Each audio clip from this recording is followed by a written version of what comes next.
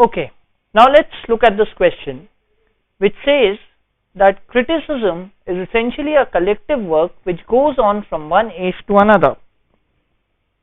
No single critic can tell the whole truth about a great writer. So it talks about a collective work from one age to another. No single critic commenting about a great writer or speaking with the same sureness all the time. No age ever has the last word. So he talks about criticism being a continuous process. So what does the critic do? The critic can only interpret an author in the light of his own age. His successors will add something to his portrait, but they will also remove what no longer appears to be true. Right. Now let's examine the answer options.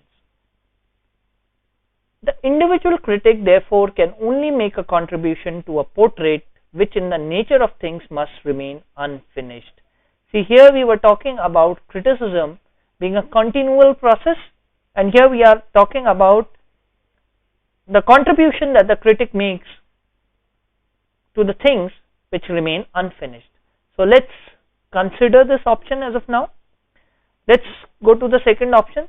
That is the justification of the critic and indeed of all criticism.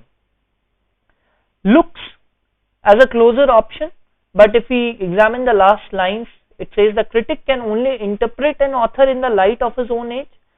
His successors will add something to his portrait, but they will also remove what no longer appears to be true.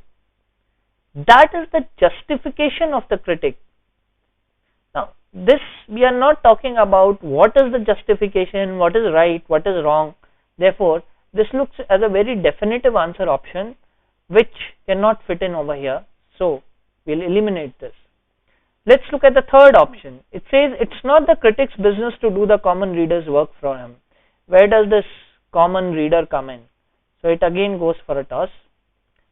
The psychoanalytical critic claims that by examining the peculiarities of a writer's personality, psychoanalytical critic, we are not talking about the various categories of critics.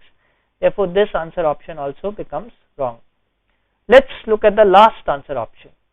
His business is to stimulate the reader to make his own discoveries.